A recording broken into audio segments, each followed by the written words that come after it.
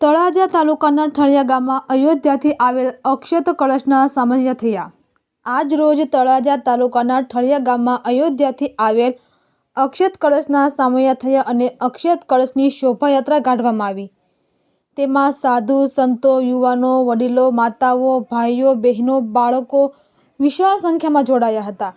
તેમાં ગામના આગેવાનો સરપંચ શ્રી વનરાજભાઈ મોબ, ઉપસરપંચ શ્રી ભરતભાઈ બોળિયા, ભાવનગર જિલ્લા પંચાયતના સભ્ય મંગાભાઈ બાબરિયા, શિક્ષક શ્રી ભટુરભાઈ ઠંડ, બાબુભાઈ ખસિયા, ઓધરભાઈ કોરડિયા, નરેશભાઈ રામાનુજ, ભૂથાભાઈ ટાડા, હિંમતભાઈ ખસિયા, લક્ષ્મણભાઈ વળિયા, અરવિંદભાઈ પાટડિયા તેમજ બાપા સીતારામ મંડળ અને ગોપાલક મંડળે જહેમત ઉઠાવી હતી।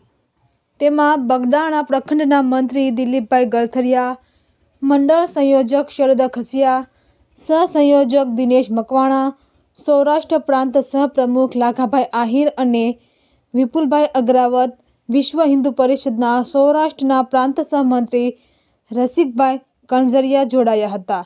આખું ઠળિયા ગામમાં રામમય બની ગયું હતું। રિપોર્ટર દિલીપ ગલથરિયા, તળાજા।